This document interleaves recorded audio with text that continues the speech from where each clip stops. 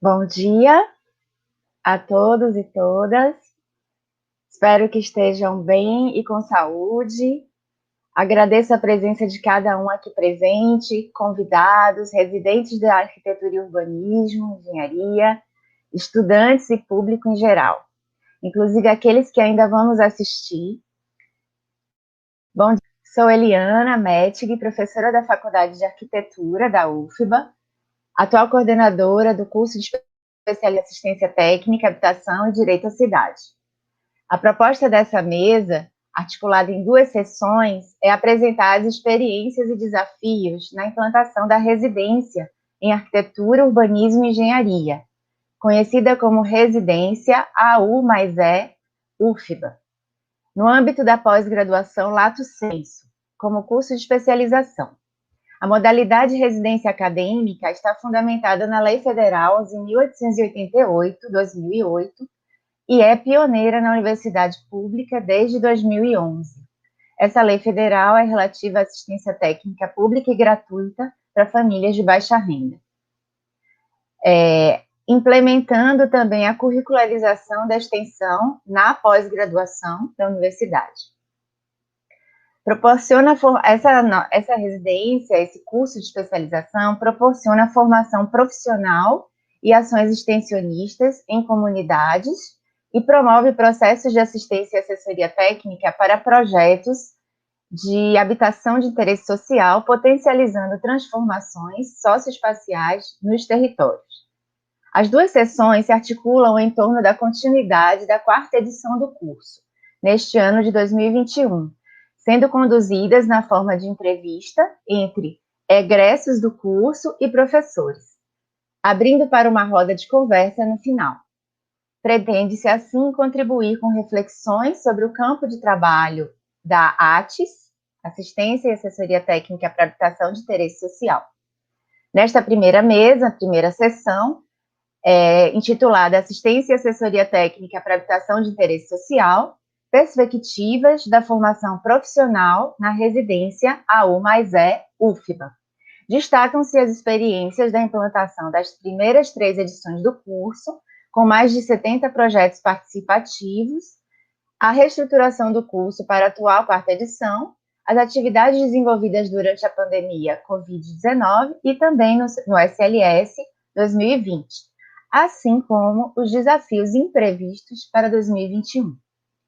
Então, vamos dialogar entre passado, presente e futuro, recuperar a memória da implantação dessas 3 edições iniciais, desse primeiro curso de especialização em assistência técnica no Brasil. Vamos refletir sobre o presente com as atividades desenvolvidas durante a pandemia e desenvolver algumas possibilidades deste futuro, que nos espera em 2021. Estão aqui conosco a Débora Marques. Débora Marques é egressa do curso, urbanista, mestre em arquitetura e urbanismo, especialista em ATES. A professora doutora Ângela Gordilho, idealizadora e coordenadora do curso, desde 2011 até o ano de 2019, e que também coordena o grupo de pesquisa Lab Habitar, Laboratório de Habitação e Cidade, no PPGAU, Programa de Pós-Graduação em Arquitetura e Urbanismo da Faculdade de Arquitetura da UFBA. A professora doutora Elisamara Emiliano, professora e atual vice-coordenadora do curso, da residência, e o professor Carlos Bonfim, professor do curso, mestre em Arquitetura e Urbanismo, arquiteto e engenheiro, e trabalha também com a gente dando aulas no curso da residência. Antes de passar a palavra para a Débora, iniciar a entrevista, ela vai ser a nossa entrevistadora hoje, vamos inaugurar o ano com uma versão atualizada do nosso primeiro vídeo institucional, com 5 minutos aproximadamente. Este vídeo foi elaborado pela residente Janaína Brito e que vai ser disponibilizado nos canais do YouTube e Instagram do curso a partir de hoje. Passo, então, para o vídeo, por favor.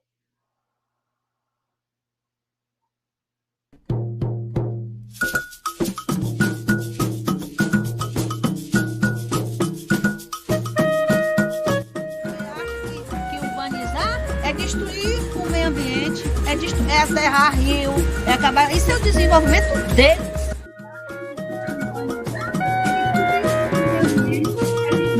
O curso ele vem exatamente capacitar os profissionais para que, em serviço e trabalhando junto, eles também aprendam sobre as técnicas, né, em termos de inovação e troca de saberes com as comunidades que eles trabalham. Eles também aprendam sobre as técnicas e troca de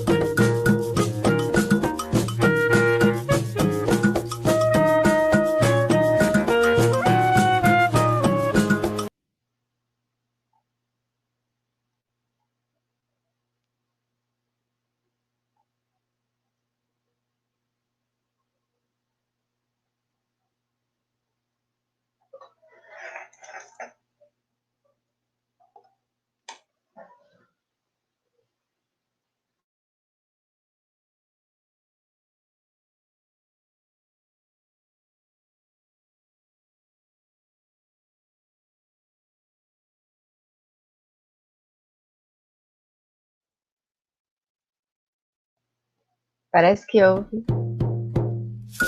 Tá. Acho que agora vai dar certo. Que urbanizar é destruir o meio ambiente, é aterrar rio, é acabar. Isso é o desenvolvimento dele.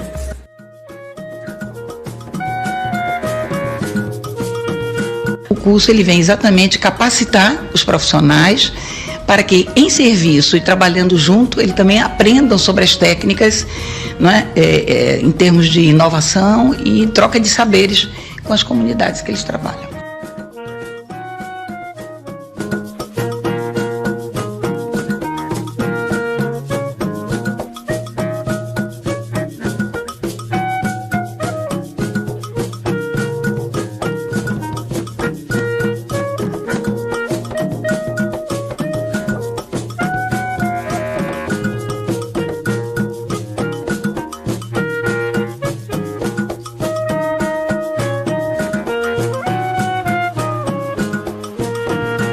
No âmbito do curso,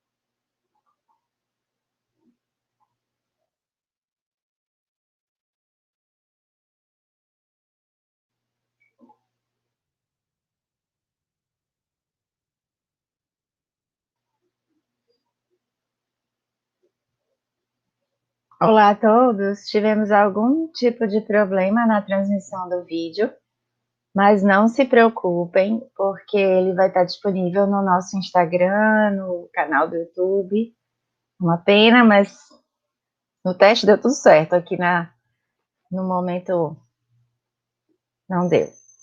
Então vamos dar uma continuidade chamando a Débora. Ela vai estar fazendo esse papel de entrevistadora, trará um pouco da sua experiência como egressa do curso e também fará o papel, né, dessa entrevista com os professores da residência. Enquanto isso, quem quiser fazer perguntas, fique à vontade para escrever no chat, pois eu estarei atenta para trazer para a roda de conversa no final desta primeira mesa.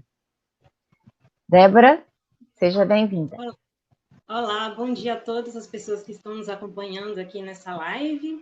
É um enorme prazer, né, estar aqui juntamente com todos esses professores, né, que participaram da residência, na qual eu tive a honra, né, de ser aluna no período de 2015 a 2016, onde lá eu executei algumas atividades, algumas pesquisas na área ali de Mata Escura, que é um bairro aqui da cidade de Salvador, onde eu fiz uma proposta de gestão compartilhada para a implantação de um parque urbano, que é denominado, né, como Parque Teodoro Sampaio, então, que é uma importante área ambiental existente na cidade de Salvador, e que atualmente também se apresenta com alguns projetos, né, coordenado pela professora Ângela Gordilho, que foi a coordenadora na época que eu fui aluna. Então, é um enorme prazer estar aqui, fazendo a mediação, a entrevista com esses professores, né? Então, a partir dessa breve apresentação minha, né, sou urbanista, mestre em arquitetura e urbanismo, então eu tive a honra de fazer esse curso de especialização nesse período, no qual eu tive bastante experiência, né, de trabalhar com a comunidade, para a comunidade, na formulação de projetos participativos, né, na formulação de projetos para a melhoria da cidade de Salvador e para a melhoria de cidades e na construção de cidades mais justas, né? Então, para darmos início, eu gostaria de chamar a professora Ângela Gordilho, né, que foi coordenadora da residência no período de 2011 a 2019, e vou fazer algumas perguntas a respeito da estruturação desse curso de especialização em assistência técnica, habitação e direito da cidade. Então, eu gostaria de saber, né, a professora Ângela, como foi o processo de implantação dessa residência, né, que foi pioneira no Brasil e tão importante para a formação de tantos profissionais, tanto da área de urbanismo, arquitetura, engenharia e áreas afins também. Bom dia, professora Ângela. Bom dia. Então, bom dia a todos vocês que estão nos acompanhando. Bom dia a esses caros colegas que eu não vejo há quase um ano, né? E, inicialmente, eu quero saudar o UFBA por esse grandioso evento, esse Congresso 21, já a segunda versão virtual, né, nesse longo período de pandemia, centenas de mesas, debates, convido a todos para assistir todas, se não puderem ser online, assistam depois gravadas, são experimentações de diálogo com os pares, enfim, coloca para a sociedade quem somos e o que fazemos, apesar de todas essas dificuldades, né? Com cortes de política federal, desmonte das áreas de atuação de interesse social. Então, viva a UFBA, viva a Universidade Pública. Então, também quero agradecer à professora Eliana Mettig por essa iniciativa de fazer esta mesa, acho importante a gente ir discutindo os nossos avanços, né? E pelo convite de falar da sua implementação, que eu tive muita honra de trabalhar e muita alegria de poder estar nesse trabalho aí de quase 10 anos já implantando as 3 primeiras edições. Então, eu inicio a minha fala afirmando que dialogar com a história, que é a proposta, inclusive, desta mesa, recuperando criticamente os acontecimentos na ação social, é o que possibilita, né, a sua emergência. É importante rever isso, né, para que possamos entender o contexto atual e como avançar. Então, essa é uma atitude fundamental, que eu acho que estamos aí no caminho certo, né? Então, obrigada, Débora, por essa primeira questão, e sobre a qual, inclusive, venho refletindo nesse último ano, aí já afastada, não só da coordenação, como pelas contingências da pandemia, né? Então, eu vou pontuar na minha fala essa pergunta, Débora, dado o tempo reduzido, eu vou pontuar aqui 3 movimentos que eu acho importante para a gente compreender a implantação desse curso, né? O primeiro é o contexto que propiciou a iniciativa da ATIS, a Assistência Técnica, no campo de AU. O segundo movimento, que eu acho que acaba propiciando a elaboração do curso, é a conceituação e a viabilização institucional da proposta. E, por fim, as suas metodologias, principais resultados na construção coletiva, que é isso que foi esse projeto, né? Então, sobre esse contexto, eu vou pontuar alguns elementos, assim, para que a gente possa entender. Alguns já sabem, mas nada... É sempre muito bom relembrar, né, as injunções políticas que permitem que determinados acontecimentos institucionais possam acontecer ou não. Então, nós estamos falando aí do período pós-Constituição de 88, a Constituição Cidadã, com a conquista da função social da propriedade urbana, dentre tantas outras conquistas, mas quero salientar essa da função social, do direito à habitação, da política urbana, que são diretrizes que já estavam afirmadas pelos movimentos sociais da reforma urbana. Então, é nesse bojo que, a partir de 2003, né, um grande avanço institucional irá acontecer em termos federais, com a nova gestão do Partido dos Trabalhadores no governo, e aí é criado o Ministério das Cidades, políticas urbanas democráticas, participativas, distributivas, habitação, saneamento, transporte. Então, é esse o contexto em que em que nós, arquitetos, começamos a pensar na questão da assistência técnica, ainda que no passado arquitetos pioneiros tenham trabalhado nisso.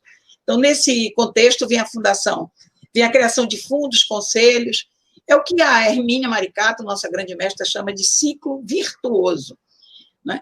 Infelizmente, entre esses avanços, né, que vivenciamos, né, quer dizer, ainda dentro do ciclo virtuoso, eu diria já no limiar para uma inflexão que vem logo depois, em 2008, vem a lei, a aprovação da lei de assistência técnica, que a professora Eliana já se referiu, de autoria do deputado Zezé Ribeiro, e essa lei é fruto de uma ampla discussão também, né? E, inclusive, vem no bojo de um projeto anterior, do também deputado, arquiteto Clóvis Ingefrides, poucos anos antes. Então, essa lei, como ela é pensada, ela inspira-se no Sistema Único de Saúde, que exatamente é instituído pela Constituição. E os arquitetos, na ocasião dessa lei, já se referiam à possibilidade da assistência técnica como SUS da habitação. É importante isso para a gente pegar o conceito e ver depois como isso muda no processo de implantação do curso. Então, é exatamente esse início de inflexão que a gente vai ver, não no desmonte, mas na paralisação de muitas dessas políticas de cunho mais descentralizados, porque vamos ver crescer na gestão das cidades o chamado urbanismo neoliberal, gestão corporativa, grandes projetos urbanos, grandes empresas, né, na produção dos principais projetos da cidade, e isso vai ter o seu ápice exatamente na ocasião dos grandes jogos mundiais aqui no Brasil, momento também de pós-crise 2008 do setor imobiliário internacional.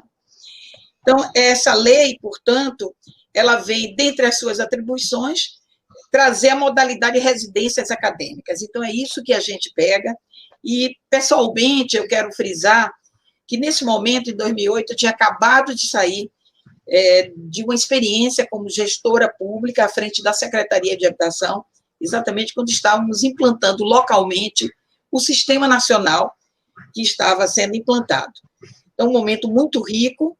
E o que é que eu percebia na época como gestora? Nós tínhamos tínhamos recursos, estávamos implantando a sistemática, mas não tínhamos profissionais suficientes com experiência na área. E trabalhar nas periferias, nos bairros populares, é uma atividade extremamente complexa dentro da arquitetura, urbanismo e áreas afins.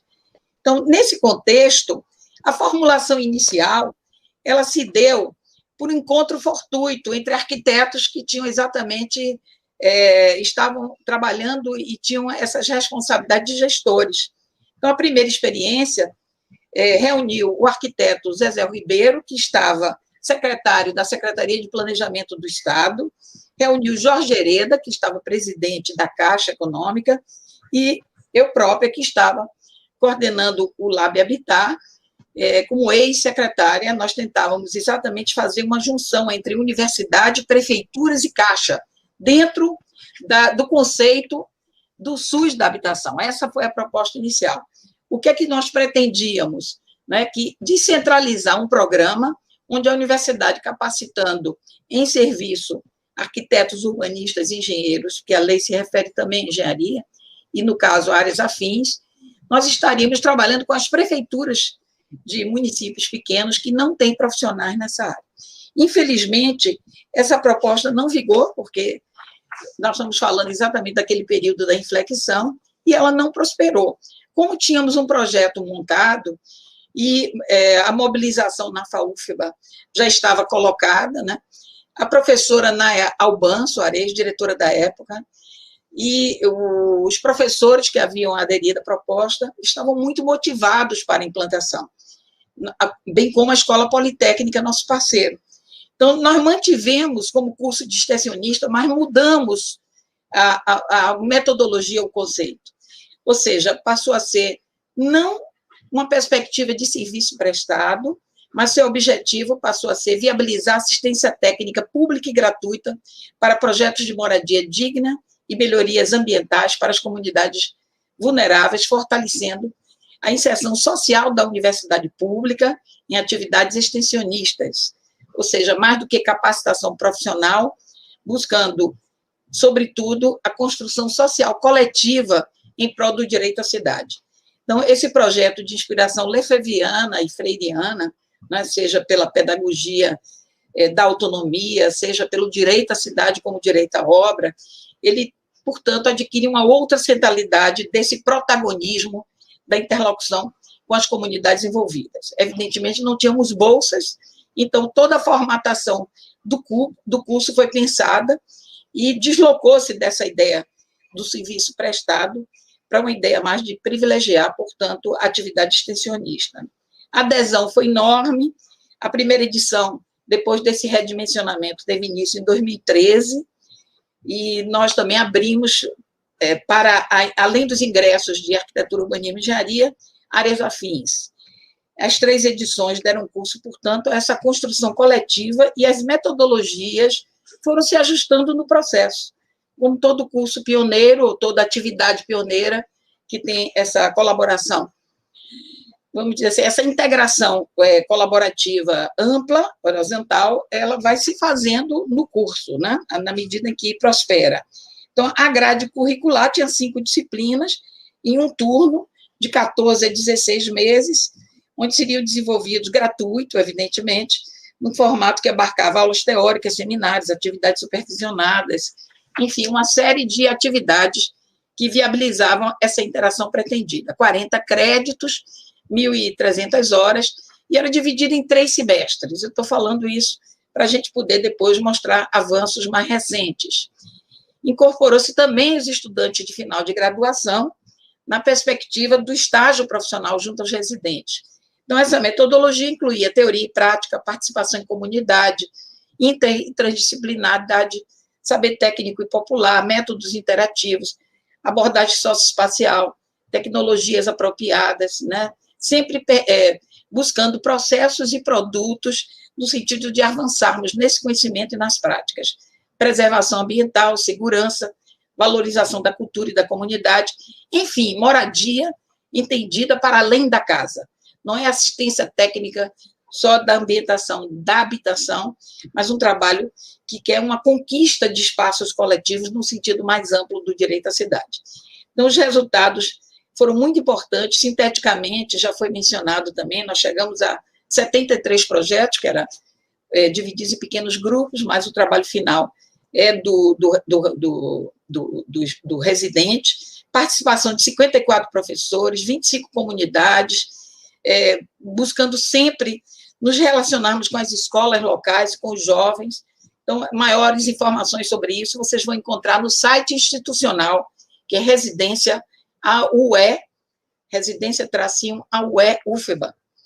Então, ainda nos resultados, nós recebemos também, como nós recebemos muitos discentes de outros estados, isso fomentou nucleações em outras universidades, com o trabalho sendo desenvolvido no lugar de origem desses estudantes.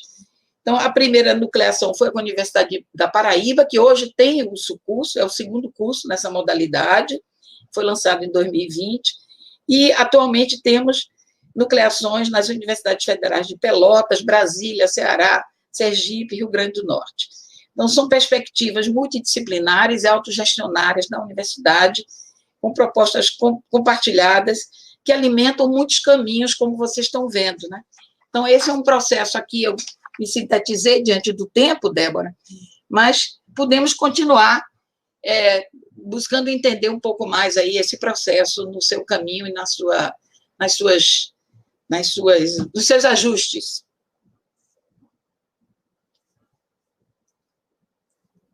Débora? Está me ouvindo? Pronto, olha aqui. Como está o currículo do curso hoje, né? Como foi esse processo de estruturação após a avaliação das 3 primeiras edições, né? Porque atualmente estamos na 4ª edição, aí eu gostaria de saber como foi esse processo de estruturação até chegar a essa 4ª edição. Então, nós falamos da base principal, que eu espero que tenha ficado claro, que, na verdade, essas ideias não se dão apenas pela vontade de uma pessoa, né? É todo um processo histórico que fomenta para que renovações e transformações sociais aconteçam.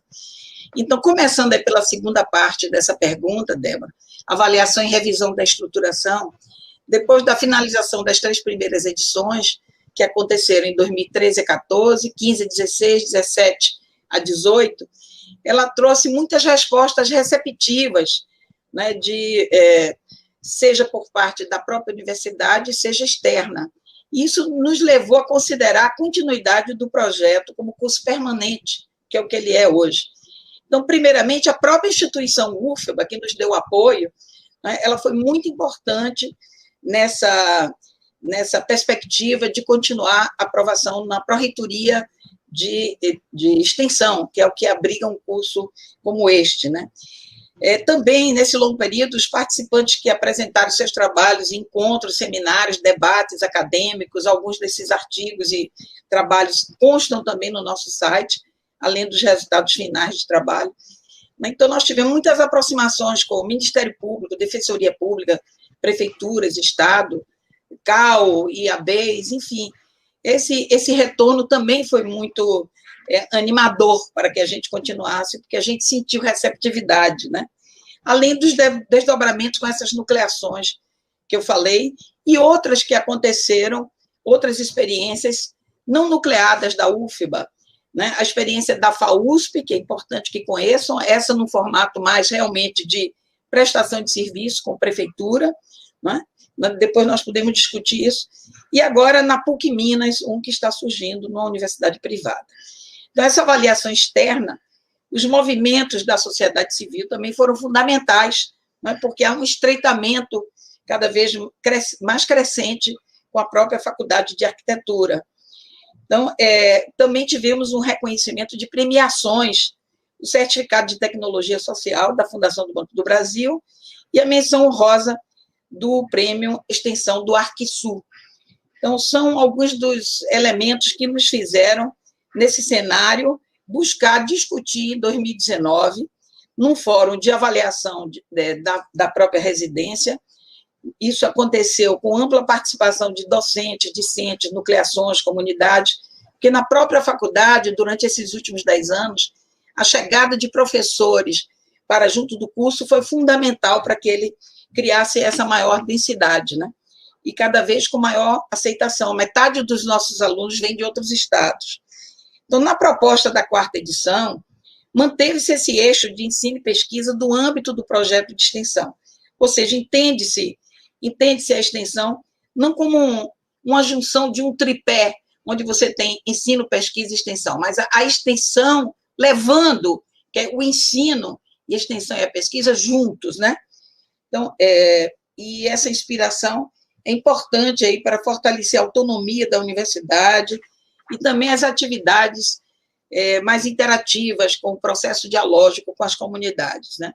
Então, mantida a estrutura principal e a sua filosofia, eu diria que a principal mudança foi a quebra de semestres, que nós tínhamos 3 semestres estanques para aqueles 40 créditos, e eles eram estanques no sentido de teoria, prática, trabalho final, né, dentro do que nós entendíamos inicialmente que eram os conteúdos desejados. Então, pela própria apreciação dos alunos, essa quebra estanque foi fundamental, né, no sentido da proposta da 4ª edição, que prevê atividades, vamos dizer assim, conviventes, né? Por exemplo, o trabalho junto ao campo, entrando logo no primeiro semestre, o menor número de aulas presenciais na UFBA, né, que passa a ser, ao invés de um turno semanal, 20 horas, passa a ser 3 encontros, enfim, também uma maior aproximação com essas áreas, como eu já falei. A carga horária passa a ser dividida em módulos, tornando mais leve essa carga, inclusive dentro da perspectiva de dificuldade de bolsa, né, a perspectiva de diminuição de carga horária presencial, também para contemplar alunos que estejam trabalhando, enfim, uma grade que permite mexer um pouco mais, né? Não tão ossificada, não tão dura. Eu diria que essa é uma vantagem fundamental. O número de créditos foi mantido, foi introduzido também um tópico interessante, né? Que é os tópicos especiais, que contemplam outras temáticas que se façam necessárias. Nessa quarta edição foi lançada em fevereiro de 2020, né? Infelizmente, a pandemia chegou quando o curso acabou de ser iniciado, e Elisamara deve tocar nisso, depois da minha fala. Ele foi suspenso, mas continuou com atividades interativas com os alunos. Infelizmente, nas comunidades, pelo isolamento social, ainda não foi possível uma interação física. Mesmo assim, na pandemia, vocês vão ver que tivemos trabalhos bem interessantes de solidariedade. Então, o apoio de fomento que nós tivemos foi pouco, não existe bolsas de MEC, CAPES, CNPq para cursos de especialização. Essa é uma conquista histórica que nós temos que fazer para essa modalidade de residência de interesse social.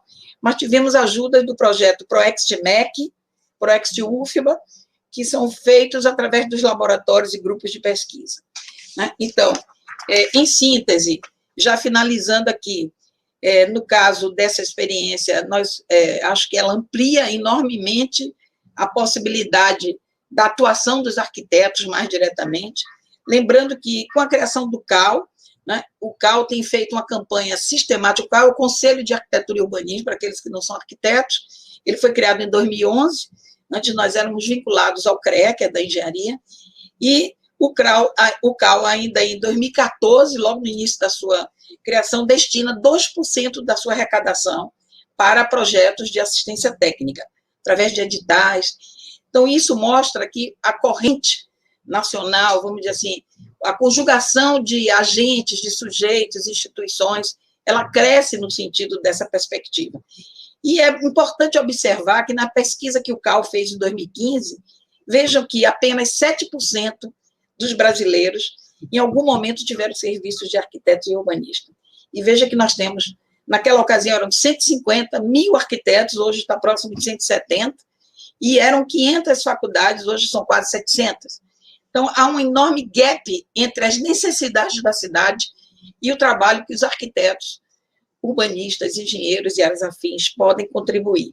Então, nesse momento de crise econômica, é fundamental que se defina políticas públicas que dinamizem a produção, o trabalho, e esse campo da melhoria do ambiente construído, eu não tenho dúvida, ele nos mostra claramente, vários outros estudiosos apontam, o Nabil Bonduki acabou de escrever um artigo sobre isso, né?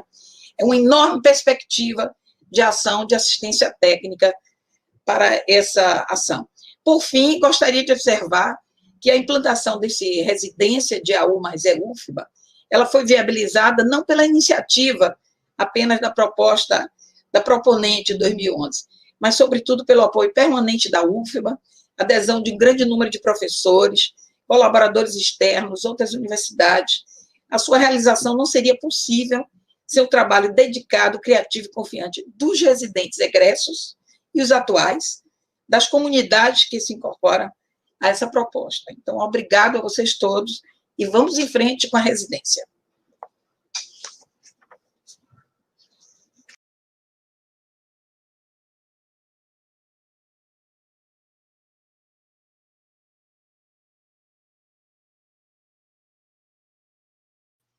Débora, tem mais? Oi.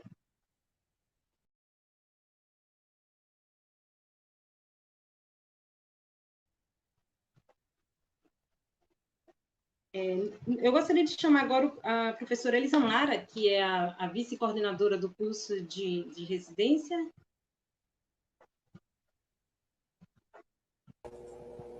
Bom dia. Olá, Elisamara, bom dia.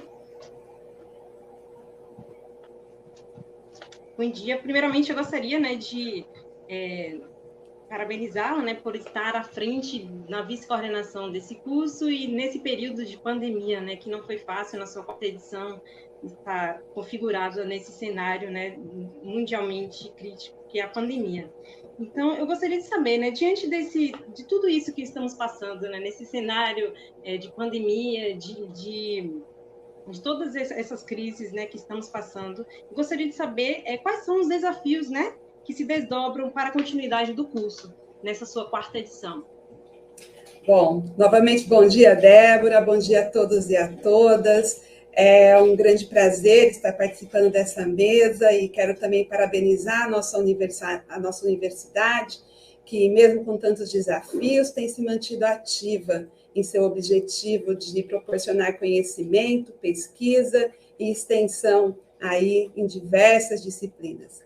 E eu quero fazer um cumprimento especial a essa pessoa que desbravou os caminhos para que esse curso passasse de um sonho para a realidade e que aí segue aqui dando preciosas contribuições a professora Ângela Gordilho e também a nossa atual coordenadora, a professora Eliana, a nossa residente, Débora, que topou de estar aqui com a gente nessa mesa, o professor Bonfim, e aproveito para agradecer aos demais professores da residência por confiar a mim essa missão de falar o que foi a nossa atuação, o que foram essas atividades em 2020. Um ano que, como todos nós sabemos, foi extremamente conturbado e com um conjunto de crises agravado com a chegada da pandemia.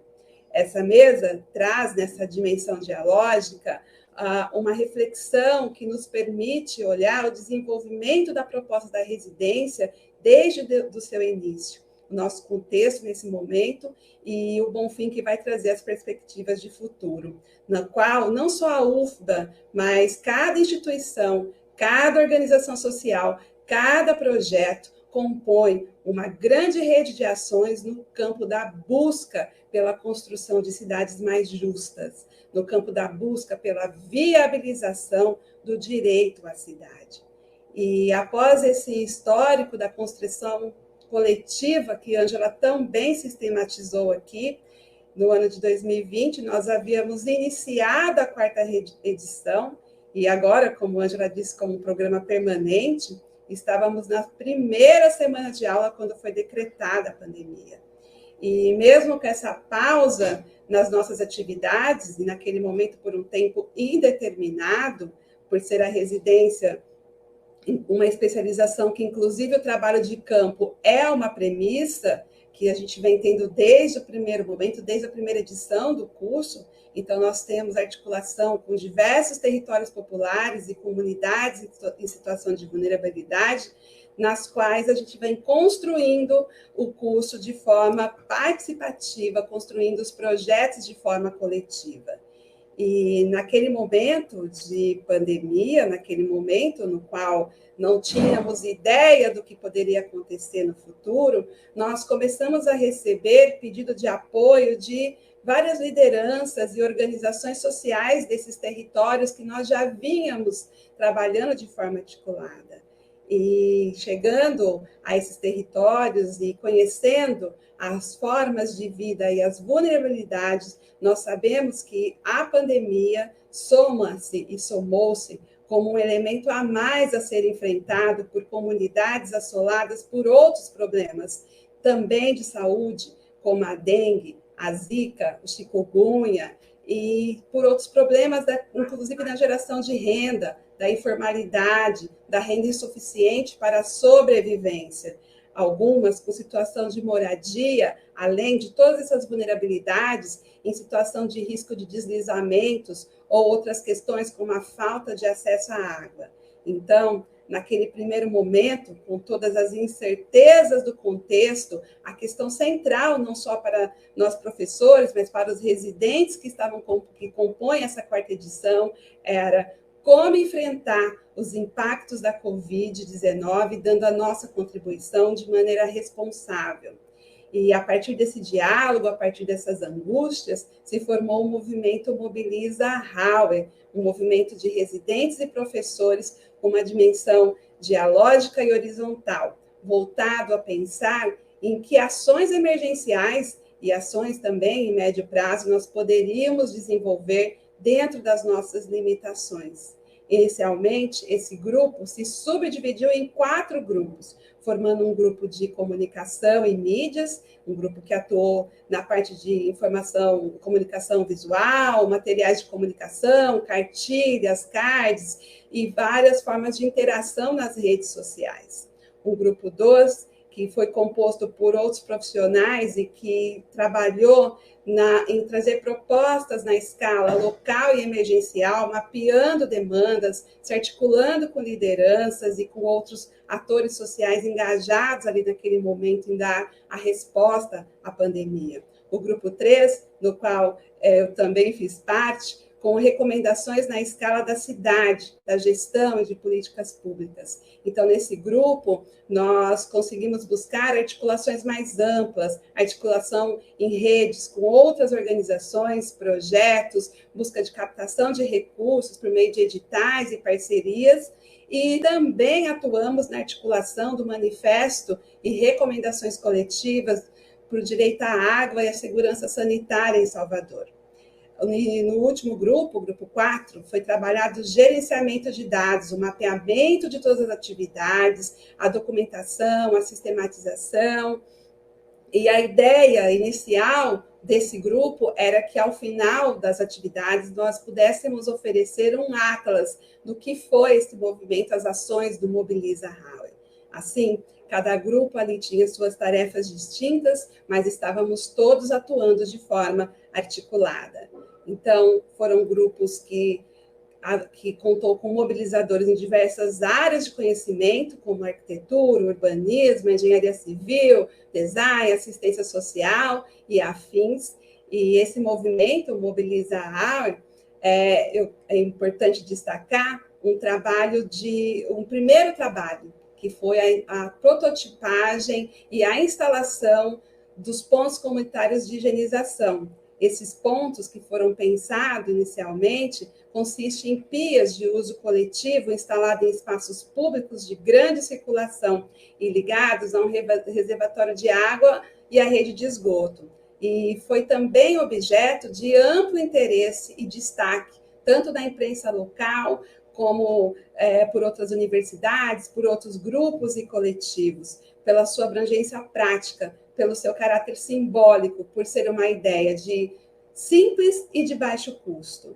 E na busca por recursos para a implementação desses pontos de higiene comunitária, outras ações foram propostas, como o apoio emergencial com mantimentos, a campanha de comunicação social informativa sobre a Covid-19, na qual nós tivemos cartilhas, imãs de geladeiras, cartazes impressos, uma série de materiais informativos para que a comunidade, numa linguagem clara, objetiva, para que essas comunidades, esses territórios pudessem enfrentar essa chegada da pandemia. Tivemos também uma mobilização social com apoio de agentes comunitários para levar informações e para dialogar dentro das comunidades. Conseguimos também doação de álcool gel e de máscaras. Em síntese, esse movimento, contando com o trabalho de residentes, professores e outros coletivos, trouxe como resultado a instalação de 19 pontos de higiene comunitária em 15 territórios de Salvador, a distribuição de mais de 200 cestas básicas e mais de 1.000 cartilhas e outros materiais de comunicação, além das máscaras e do álcool gel. Nesse processo, nós conseguimos, por meio de editais e também parcerias, e eu quero citar que com editais nós conseguimos recursos do Fundo Casa e do Fórum Nacional de Reforma Urbana, e tivemos parceria com a SESI, que é a Coordenadoria Ecumênica do Serviço, e a Organização Habitat Brasil, um montante de recursos por volta de R$50 mil. E através das atividades que nós tivemos, foi possível desenvolver com esses recursos e com a ação voluntária de professores e residentes, uma ação que, mesmo que na nossa escala, que é pequena, se mostrou grande. E, por meio dessas atividades, nós, do Mobiliza, tivemos a oportunidade de contatar diversas realidades. Tivemos a oportunidade de mostrar ao poder público uma solução viável de baixo custo, que foram os pontos de higiene comunitária. Nós criamos novas relações e fortalecemos os laços com lideranças e com territórios que a gente já vinha trabalhando.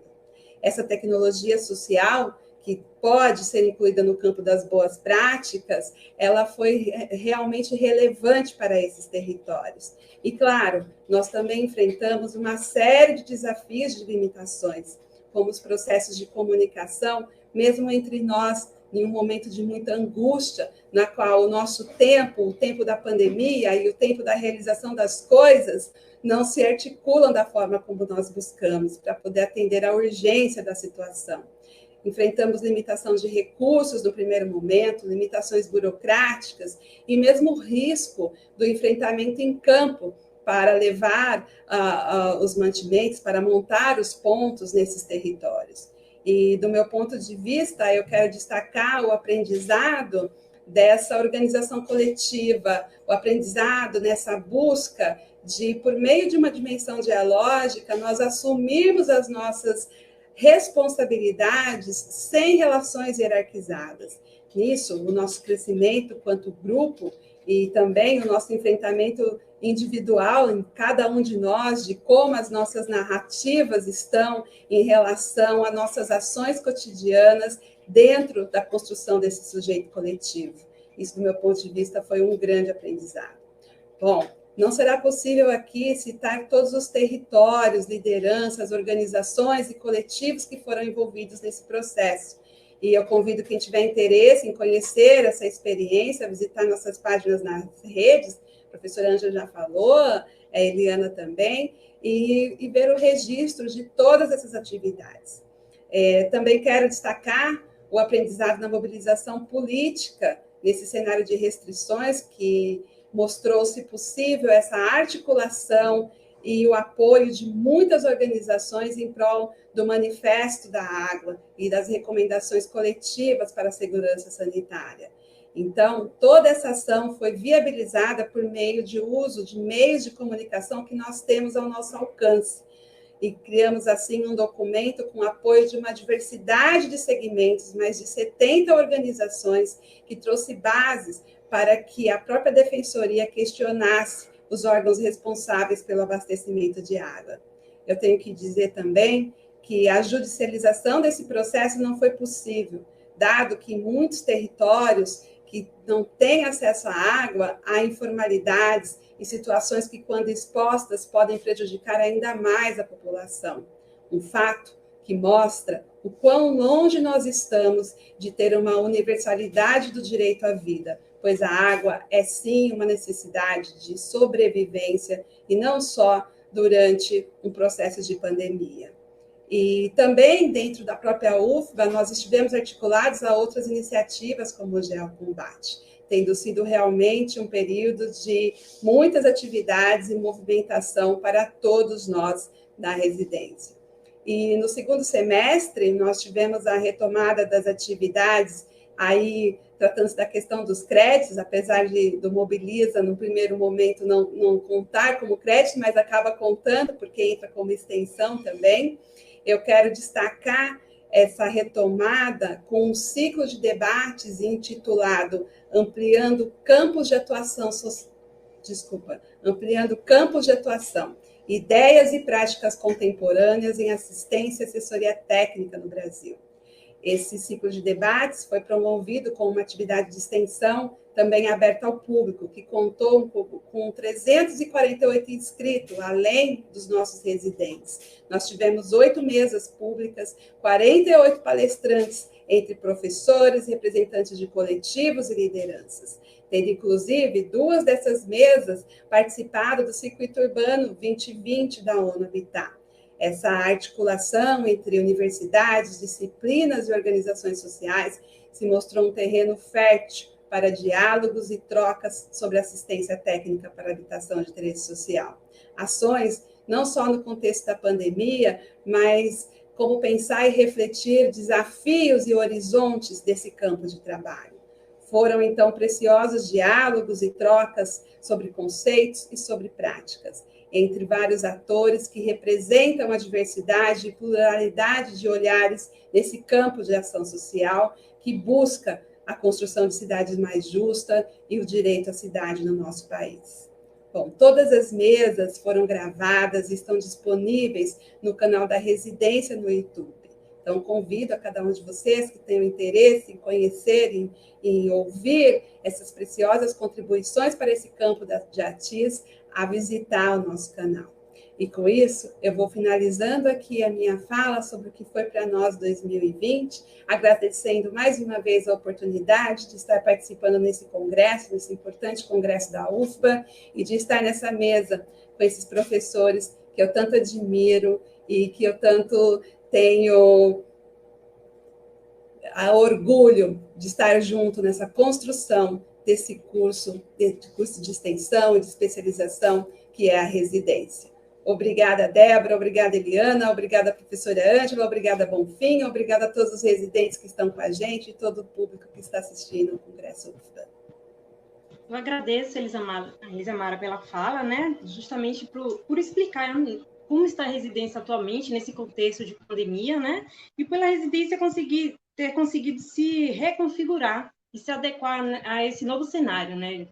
Do mundo de pandemia, né? Que a gente sabe que a residência, até na sua terceira edição, tinha aquele contato direto com a comunidade, né? Uma imersão na comunidade. Nessa quarta edição, apesar da pandemia, tiveram vários projetos, né? Como você explicou na sua fala, que se manteve, né? Mesmo nesse mundo de pandemia. Agora gostaria de convidar, né, o professor Bonfim, que é um dos professores também que compõe esse quadro, esse time de professores da residência. E bom dia, professor Bonfim. Bom dia! Bom dia a todos que estão online. É um imenso prazer estar participando desse momento tão especial para a nossa UFBA, em um congresso tão importante, que conseguiu reunir tantas pessoas. É uma iniciativa incrível e a nossa universidade está de parabéns pela organização do evento.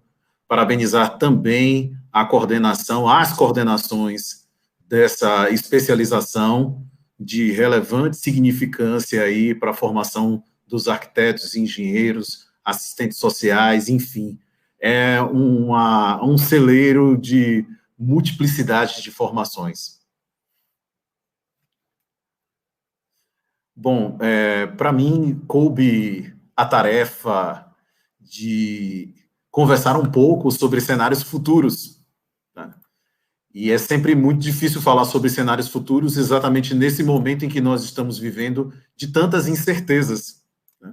A verdade é que a assistência, a assessoria técnica é a universalização do acesso aos serviços de arquitetura e urbanismo. E quando a gente pensa nos objetivos que estão atrelados à assistência e assessoria, a gente consegue conectar basicamente com a promoção de serviços para quem precisa e não pode contratar, né? Especialmente para atender demandas, né, onde existe muitas questões relacionadas à desterritorialização, né? Custear serviços técnicos fora do valor de construção, enfrentar o preconceito e o desconhecimento da categoria por parte das comunidades e tornar a arquitetura promotora de qualidade de vida. Em um cenário de crise sanitária, falar sobre o futuro é praticamente navegar em um mar desconhecido. Certezas, bom, as que com toda clareza podemos ter, estão relacionadas ao cuidado, a cuidar de todos e a cuidar-se. Até porque muitas transformações em diversos setores irão acelerar mudanças. Muitas já são percebidas pelas pessoas. Eu acredito que essa experiência que a residência viveu em 2020, com a aproximação com as comunidades, já mostra muito isso, e isso certamente reverbera também na estrutura de pensamento, até mesmo da formação desses profissionais.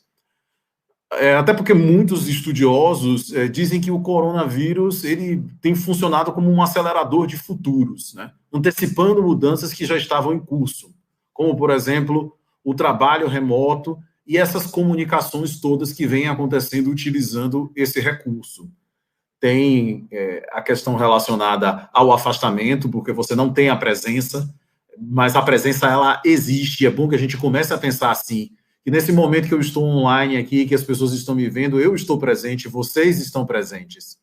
Isso é extremamente importante que a gente comece a pensar e se posicionar dessa forma. É lógico que nada se compara à possibilidade de um sorriso frontal e de um abraço e de um aperto de mão. A gente percebe também que existe uma busca incessante por sustentabilidade em todos os sentidos, e especialmente uma certa cobrança relacionada aos aspectos relacionados à sustentabilidade. Muitos movimentos sociais, a pandemia, ela oportunizou a discussão de pautas que eram escanteadas.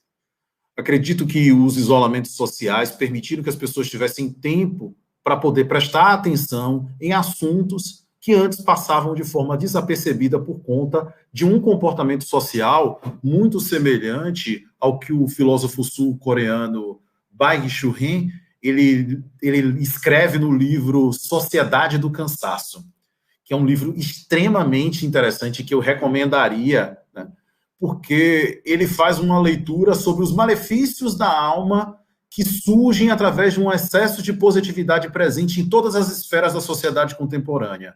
E aí são discursos de ações de produtividade, ideias de que todas as metas são alcançáveis, e aí nós não paramos nunca de trabalhar, de produzir.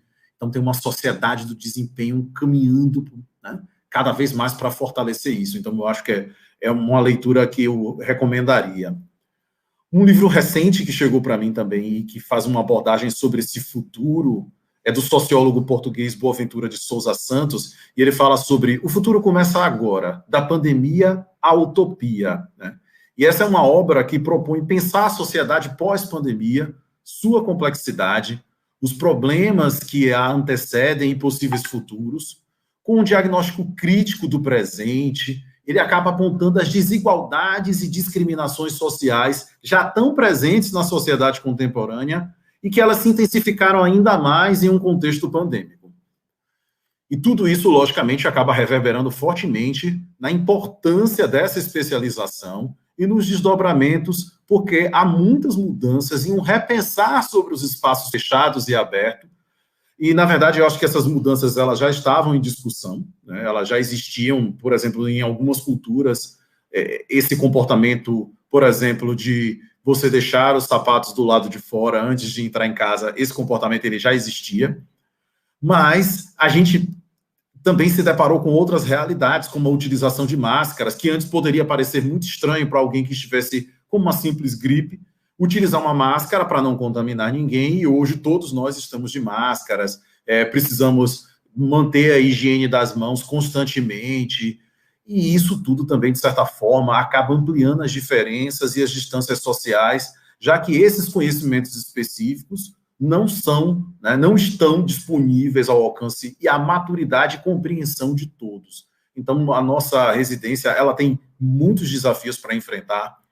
O que eu percebo e que talvez a gente ainda não tenha se dado conta é que, certamente, dentro dessa formação, a gente vai buscar uma conexão mais forte com a área de saúde, porque as decisões que interferem no espaço, elas também comprometem a saúde de alguma forma, e a gente, em algum momento, vai precisar ampliar essa discussão relacionada à qualidade de vida e saúde. Então, certamente, esse é um dos caminhos que a nossa residência também, certamente, terá um viés fortalecido. E, no mais, assim, acreditar que o quanto antes a gente possa nos aproximar e, com toda certeza, com um sorriso sem máscaras, um abraço sincero e fraterno para as grandes missões que a residência irá enfrentar.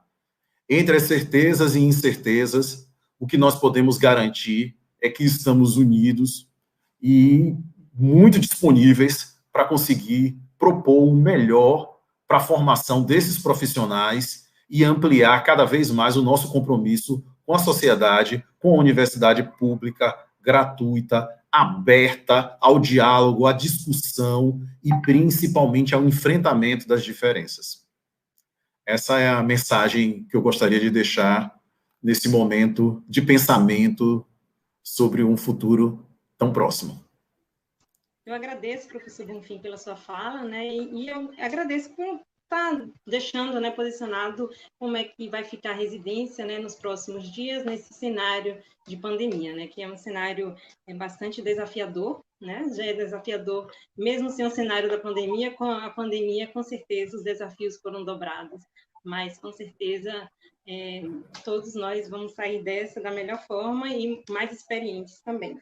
Eu agradeço a sua participação e, nesse momento, Obrigado, eu convido para uma roda de conversa, né? Todos os professores, ex-coordenadores, coordenadores atuais, para a gente interagir um pouco com o chat, né? Que tem algumas perguntas já aqui formuladas, que eu vou passar para vocês, e a professora Eliana também, se tiver mais algumas perguntas que eu não tenha visto aqui, aí pode interagir aqui comigo também. A primeira pergunta que a Gabi Rocha fez aqui no chat foi perguntando sobre a estrutura do curso, né? Se são disponibilizadas bolsas de estudo no curso da residência, se possuem bolsas de estudo. Aí a professora Elisa Mara poderia responder, ou a Eliana, a professora Ângela Gordilho também.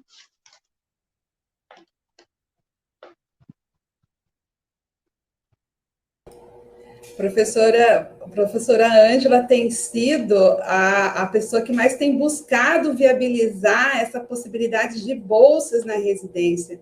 Então, eu acho bem interessante que ela fale um pouco sobre essa busca, essa experiência e como que está esse processo nesse momento. Então, gente, obrigada pelas falas. A minha maior satisfação é ver que determinadas iniciativas acabam tendo vida própria, né? Então, essa é a minha maior satisfação, é ver a residência andando, apesar de todos os desafios aí colocados. E um deles, eu não estou me recordando aqui da pessoa que perguntou, Débora. Bem, enfim, um deles é a questão das bolsas. Veja bem, como eu falei no histórico, a ideia inicial de residência acadêmica nessa área, porque nós temos hoje residências na área de medicina, na área de saúde, elas se relacionam cursos de capacitação e hospital, né? Elas não estão fora da área do hospital. E alguma coisa na área de agronomia, que tem uma diversificação um pouco maior, mas todas elas são serviço prestado. Ou seja, a bolsa é uma forma de capacitação com o estudante prestando serviço, né? Naquele histórico que eu fiz, nós vimos que a ideia inicial foi exatamente isso, buscávamos viabilizar prefeituras, universidade, que o nosso campo é o ambiente construído, não é a unidade habitacional só, é o ambiente, é tudo, é como o Bonfim falou, saúde, educação, né, e ambiente, né, e o direito à habitação, eles são direitos fundamentais, então nós temos que estar juntos. Então, na educação e na saúde, você tem bolsas, no caso da bolsa da educação, que é a bolsa pedagógica, mas ela é dirigida para graduandos, né, atuarem dentro das escolas. Você veja que no coletivo, no ambiente, essa é uma conquista ainda a ser feita. E aí nós entramos na questão do dilema entre serviço prestado e interação dialógica, não que um impeça o outro, mas são naturezas distintas. No caso desta residência, né, a sua natureza principal é a articulação, é a integração com as comunidades, é a ampliação do saber da cidade, dos processos, ainda que a gente avance nas tecnologias sociais. E é por aí que eu acho que a gente vai poder buscar fomentos. Mas vejam que a gente vive um momento onde os cortes para isso estão aí, né? Cortes de bolsas de pesquisa, bolsas de estudo, e nós estamos falando de bolsas extensionistas. Então, o PROEXT, que era um programa fundamental para se ampliar isso, ele, infelizmente, está paralisado desde 2016, que foi o que nos ajudou. Enfim, a nossa luz é a lei de assistência técnica, é a conjugação coletiva, é a aderência da nossa Câmara, de que a gente possa mobilizar dentro das câmaras de vereadores, enfim, deputados, porque nós temos que fazer a regulamentação da lei de assistência técnica. Enquanto ela não tiver viabilizada, nós ficaremos ao sabor do governante. né? Então, é isso. É nesse universo que está aí o questionamento das bolsas. A gente tem arranjado um pouco de ajuda de custos, mas isso está longe ainda de ser viabilizado enquanto bolsas. Temos aí uma emenda parlamentar agora chegando, mas é uma coisa temporária. Nós temos que ter uma relação mais estreita com o sistema de saúde, o sistema de educação, que é aí que está o nosso lugar. Por exemplo, na residência, a gente procura uma interação muito forte com as escolas locais, com os jovens. Enfim, nós temos que ampliar essa vontade coletiva pelas mudanças. É por aí que nós chegaremos, né? É um caminho difícil, árduo. Veja que nós estamos enfrentando um momento aí de pós-pandemia de grandes definições. A vida não vai ser a mesma, o modo de vida vai mudar, né? Esse avanço das tecnologias levou ao trabalho que nem nós estamos fazendo agora. Isso implica no desemprego em massa, isso implica em vulnerabilidades muito fortes que estão vindo por aí, e não é o auxílio emergência que está vindo aí para as pessoas não terem a fome que vai resolver. Nós precisamos conjugar, né, políticas locais vamos dizer assim, o trabalho sobre o ambiente, o trabalho com as pessoas, o trabalho com a cidade, o direito à cidade, ele é fundamental também para essa articulação econômica, né? Então, precisamos mobilizar, né, os agentes das diversas relações, as instituições públicas, para que a gente consiga avançar nesse processo. Eu acho que a história mostra que estamos avançando. Temos retrocessos, muitas vezes, mas estamos avançando, né? E os jovens aí chegando, eu estou vendo aqui um comentário da Carol Queiroz, né, dizendo, olha, são tantas relações que tivemos nesses processos, e ela está acompanhando isso de perto aí no tirocínio docente dela, que é difícil mensurar, mas eu aponto para essa direção, é a direção do fortalecimento coletivo, não tem outra. Não tem outra, é a universidade no seu papel social, é a defesa da universidade pública, porque sem ela nós não estaríamos fazendo esse trabalho de implantação das residências acadêmicas em outras áreas.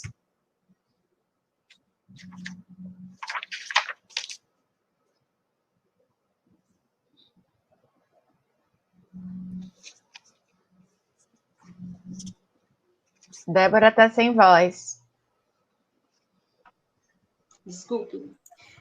Agradeço, né, a resposta da professora Ângela, né? Espero que tenha respondido a Gabi Rocha. E temos outra pergunta, que é: quais são os maiores desafios, né, para a implementação de políticas tão salutares para as comunidades mais carentes? Quais são os maiores desafios? Eu creio que os professores podem responder.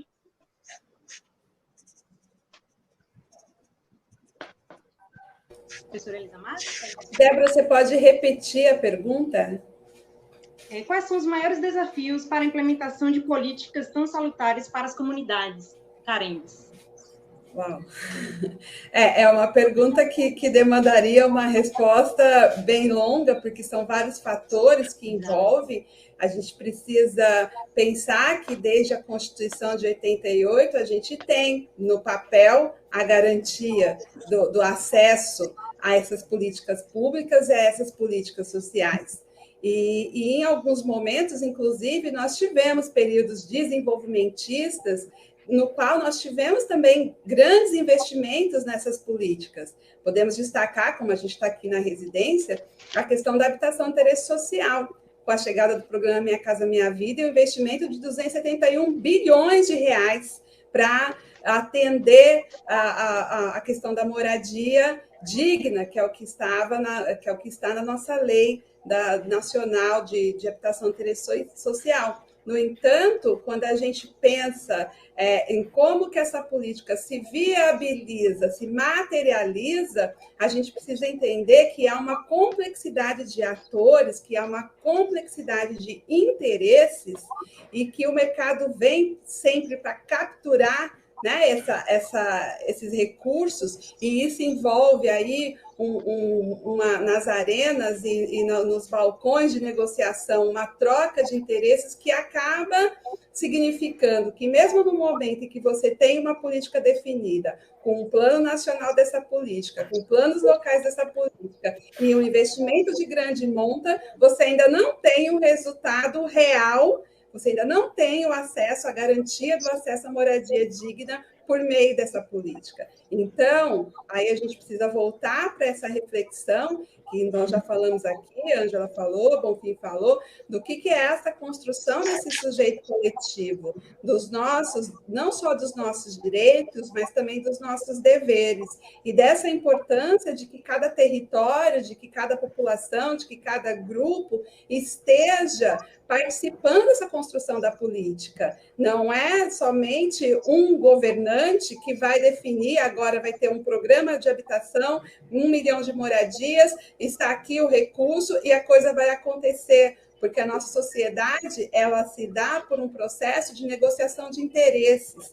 E isso é um legado sócio-histórico que a gente vem vivenciando aí há mais de 100 anos. Então, são muitos fatores que constituem a chegada da política pública, a saída da letra fria do papel e a chegada até cada um dos cidadãos do nosso país. E nisso é imprescindível que cada um de nós, como sujeito social, possamos fazer a nossa parte também. E aí o papel da universidade, dessa inclusão, desses projetos sociais dentro da universidade, também é um fator que pode e contribui, pode não, né? Pode e vai continuar contribuindo muito para que a gente consiga levar esse diálogo para esses territórios. Eu acredito que a professora Ângela pode complementar também essa resposta, né, professora? Isso, a questão, vamos dizer assim, esse é o calcanhar de Aquiles, né? Quais os desafios para resolver com políticas adequadas? Veja, isso extrapola muito a potência, vamos dizer assim, a capacidade de trabalho de cursos dentro da universidade. Nós caminhamos nessa direção, mas veja que nós temos que ter uma conquista política de espectro maior, e isso passa, no meu entendimento, pelo fortalecimento do poder local, né? Dos nossos governantes locais, das nossas representações locais, né? Por que eu digo isso? Nós vivemos aí já vivemos, e ele vai ficar muito claro, né, nesse pós-pandemia, que é uma concentração das riquezas nas grandes corporações.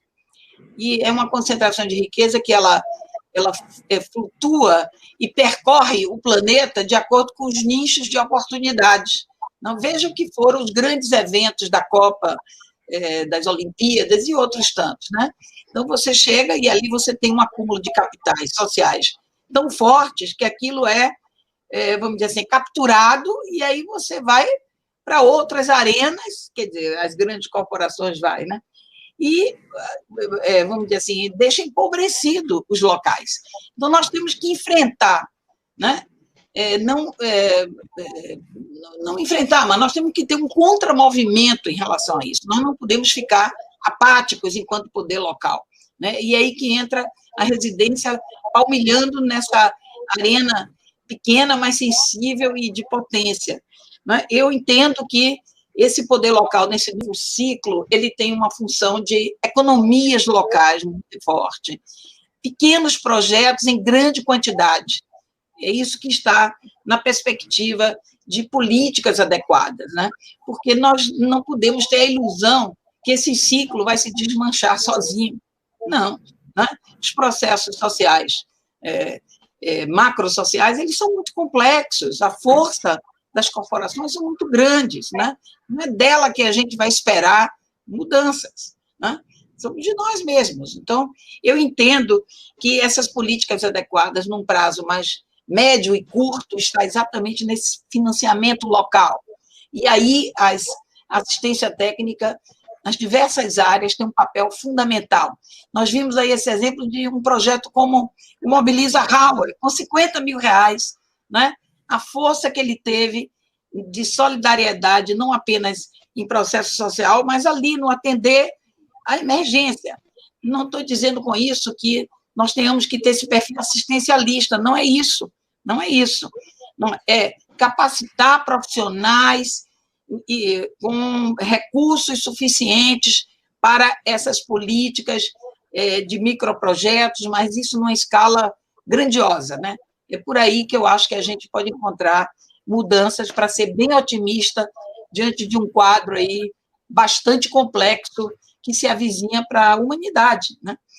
E eu acho que a pandemia e os meios de circulação das ideias e das comunicações, eu acho que isso é uma contracorrente que faz parte do próprio processo, mas traz as suas dialéticas dentro dela própria. Estamos aqui exatamente discutindo isso. E é da junção de ideias também que vai surgindo essas perspectivas e soluções. Precisamos fazer repertório, buscar recursos, levar adiante. Já temos feito isso com assessorias, para além do trabalho do curso, né?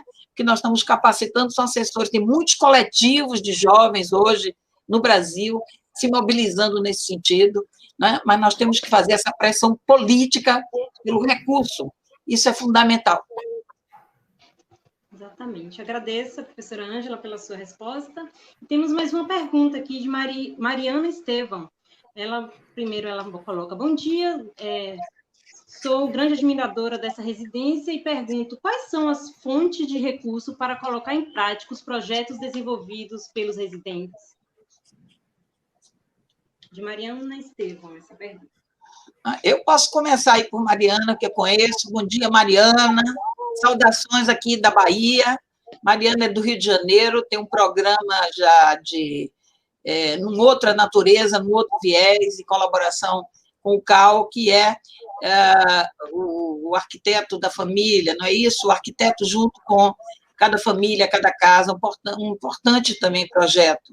Mariana, então, para essa ação que nós pretendemos de fortalecimento do poder público, né, as formas de financiamento que nós encontramos são muito estreitas ainda, acabei de falar isso, você já tinha feito a pergunta, mas há sinais muito vitais. Aqui na Bahia, por exemplo, o Ministério Público tem buscado forças muito dentro do próprio Ministério, com recursos do TAC, para viabilizar vários projetos de consolidação e de, vamos dizer assim, de um repertório mais materializado, além dos processos de educação e de aprendizagem coletiva, produtos e processos mais materializados no espaço. Então, a gente vê que, com pequenos recursos, a gente tem conquistado esse repertório de tecnologia social, que é fundamental também, né?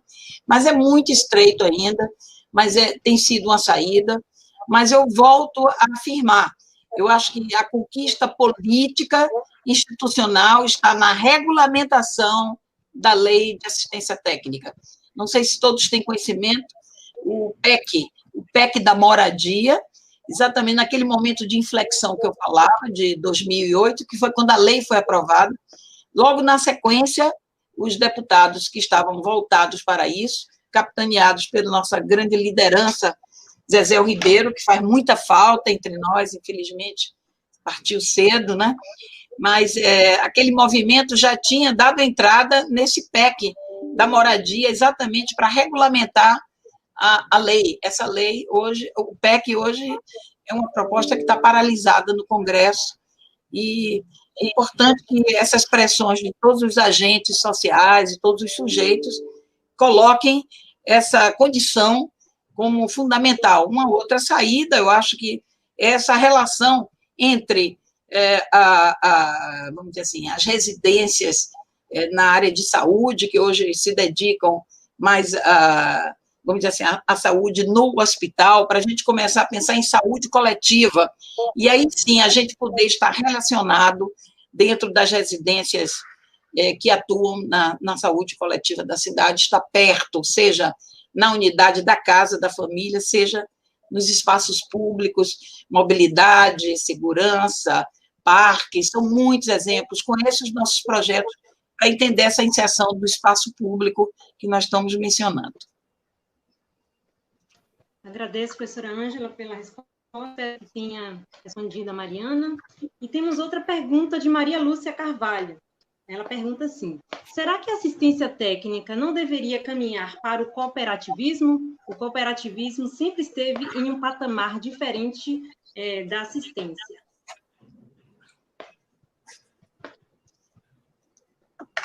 Professores, fiquem à vontade para responder. Aí começa você agora, Isamara, como assistente social. Depois eu posso fazer uma complementação. Eu ia falar, vamos começar pelo professor Bonfim, que até agora ele não teve oportunidade de responder, mas vamos falar Pode ser também. Vamos todos nós aqui. Não, mas eu acho, Elisa, que você talvez tenha um fio de meada que esclareça esses aspectos que diferenciam o cooperativismo de uma assistência técnica. Eu acho que tem um olhar aí que você vai conseguir esclarecer melhor, primeiro, antes da gente avançar. Claro, vamos lá. São conceitos que realmente são diferentes. Quando a gente pensa na questão do cooperativismo, nós estamos falando em projetos que buscam atender ali um determinado grupo, uma determinada comunidade, e de uma forma em que haja um equilíbrio também na questão da geração de renda. Inclusive a questão das cooperativas são usadas bastante para esses projetos de geração de renda, e também, é claro, na questão da habitação, na construção de habitação, e por aí acredito que até por isso se fala assistência técnica e cooperativa. Eu já conheci algumas cooperativas de habitação que se cotizavam para trazer recursos, para comprar terreno, para elaborar projeto, e que as famílias construíam em forma de mutirão. Então, nesse sentido, eu acredito que a assistência técnica dialoga com o cooperativismo, quando se tem esse processo. Agora, a assistência técnica em si, a assessoria, a assistência técnica, ela pode ser colocada como uma política pública, e eu acredito que deve estar colocada como uma política pública. A professora Ângela conhece experiências de municípios que trouxeram isso para a política pública. Ela pode ser trabalhada por meio de coletivos, de associações, de cooperativas, e aí existem vários coletivos atuando em territórios, e aí buscando recursos por editais. Isso no nosso ciclo de debates foram colocadas várias experiências desses coletivos que atuam buscando recursos por forma de captação de recursos em editais e em parcerias, e existem as cooperativas dos movimentos sociais também, que aí vão fazer as parcerias e vão trazer esses técnicos que atuam na assistência técnica para poder fazer a construção desse projeto. Então, eu entendo que são conceitos que dialogam, que se conversam, mas que, por ser assistência técnica uma questão de política pública, como nós defendemos, ela não se restringe, ela não se limita à questão do cooperativismo. Bom, espero que eu tenha respondido. Isso aí. Respondeu super bem. Mais alguma pergunta, Débora? Eu gostaria de tecer um comentário sobre isso também. Professora Maria Lúcia, olá, tudo bem, querida? Lúcia sempre vem insistindo, aí nos ajuda, professora colaboradora também lá na residência. Veja, eu vou na linha aí da Elisamara, né? A questão da educação, saúde e habitação é um direito universal, um direito social. Então, ela tem que ser implementada por política pública. Ela tem que ter recurso público, que é o recurso da sociedade, né? O cooperativismo é uma forma, muitas vezes, complementar a isto, né? Então, a gente vê isso muito forte, por exemplo, a União de Moradia, ela tem trabalhado com essa ideia. O que foi o Minha Casa Entidades foi uma tentativa nesse sentido. O Crédito Solidário foi um outro programa de habitação que também buscava essa alternativa da autogestão das entidades. Mas, veja, o cooperativismo dessas forças, a parte que nos toca, é a parte que nós já fazemos, é a parte dessa ampliação de ideias, dessa capacitação de nossa força de trabalho, da nossa cooperação no sentido das tecnologias sociais que precisamos. Nossas periferias não vão ser trabalhadas nos seus territórios fisicamente com paradigmas de fora, com paradigmas colonizados. Nós temos que buscar as nossas próprias ideias de arquitetura, urbanismo, engenharia, enfim, todas as áreas, né? Nós temos condições culturais e saberes próprios, temos aí um ambiente construído que se verticaliza, que se torna cada vez mais complexo, onde moram, variando no Brasil, entre 20% a 60% da população, mais vulnerável nas regiões norte e nordeste, mas todas as grandes cidades, e não só isso, nos territórios quilombolas, enfim, tem toda uma condição que nós precisamos avançar no nosso conhecimento. Então, essa cooperação, Lucinha, ela já se dá no sentido do nosso papel. O que nós precisamos agora é do recurso público, e isso só vai acontecer com política pública, né? E nós entendemos, e eu quero reforçar, que a política local ela é fundamental para que a gente continue avançando na perspectiva da assistência técnica de habitação de interesse social. Agradeço, professora Ângela. Algum professor quer colocar mais alguma? Eu vou só comentar aqui a fala da professora Lucinha, que ela comenta que a assistência técnica não pode ficar refém das políticas inadequadas do governo federal. Na verdade, eu vou só lembrar, na abertura desse congresso, nós tivemos a presença da professora Marilena Chauí, e a fala dela me marcou muito, porque ela dizia que quem dá a voz, o ouvido, as mãos e os pés ao tirano, aí no discurso de Lavoisier, somos nós. Então, se as políticas do governo federal são inadequadas, quem permite, através, né, dos nossos olhos, do nosso trabalho, da nossa ação, somos nós quanto sociedade. E nós temos que trabalhar para que essas políticas passem a ser adequadas e que o Estado cumpra a função dele, e não em tirar de dentro do Estado para que nós possamos fazer isso com uma outra forma, com uma outra abordagem. Esse é o meu ponto de vista. Pronto, agradeço, professora Elisamara.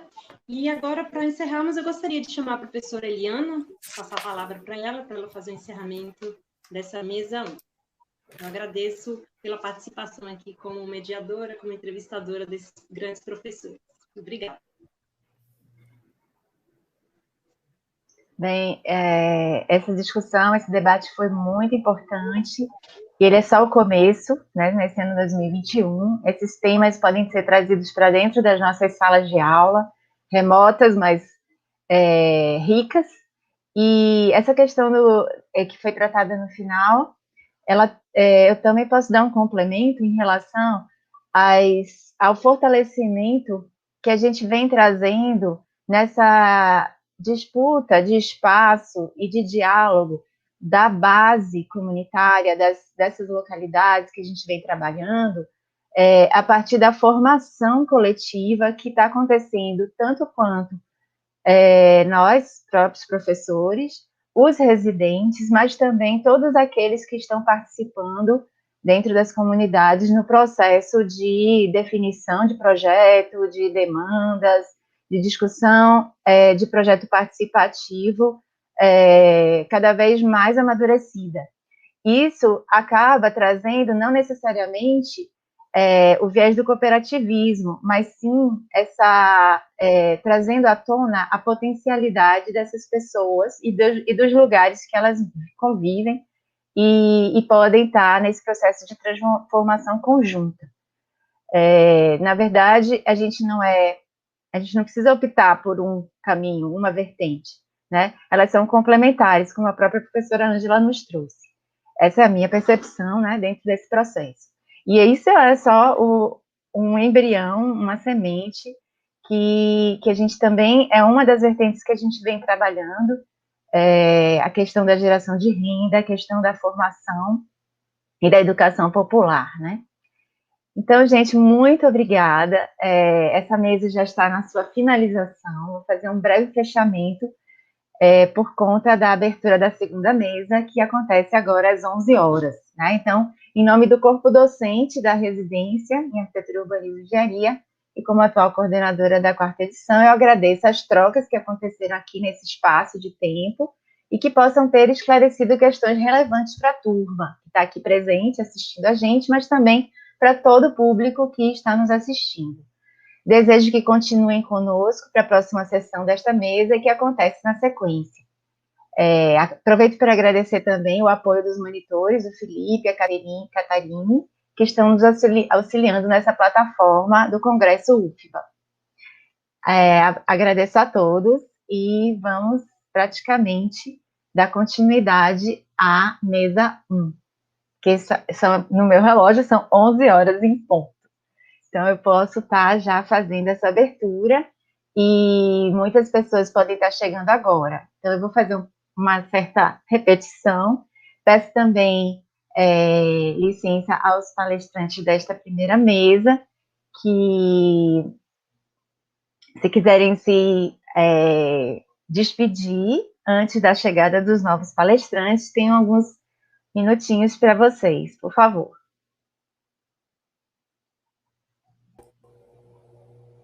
Professora Eliana, professora Ângela, professor Bonfim, Débora, todos os nossos residentes que estão aqui, eu quero dizer aqui para vocês, receber algumas mensagens aqui, que somos nós somos isso. Quando a gente fala do Mobiliza, quando a gente fala dos poucos recursos e a grande ação que a gente conseguiu mobilizar e movimentar, somos nós, nosso sujeito coletivo.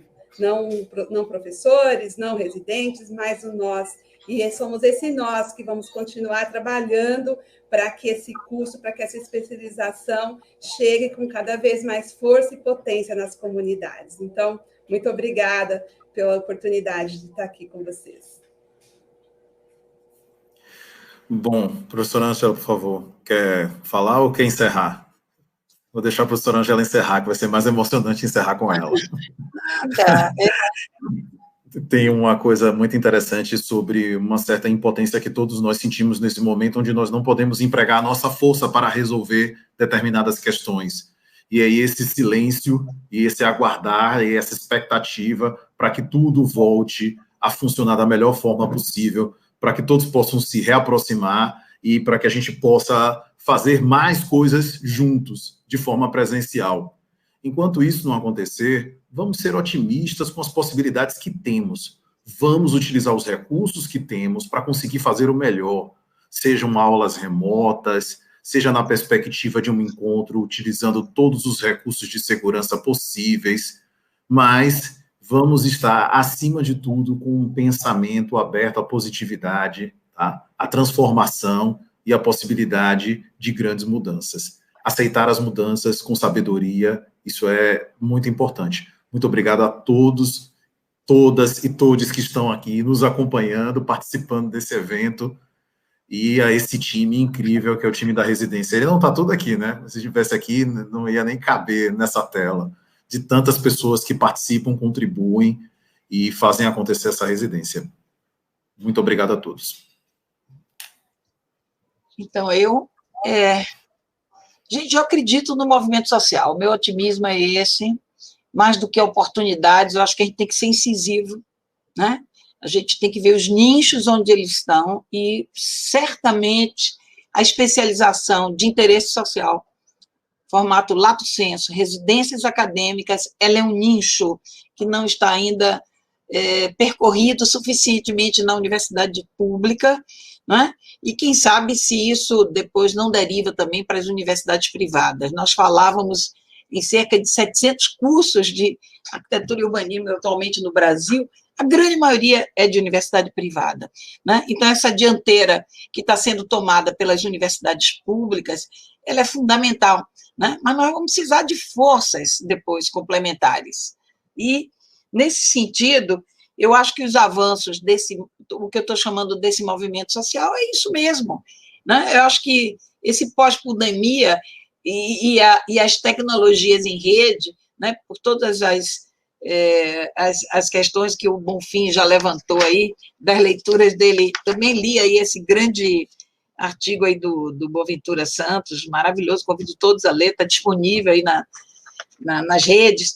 Veja, esse é o momento exatamente que nós temos que estar mais alertas, comunicarmos entre nós, agirmos, né?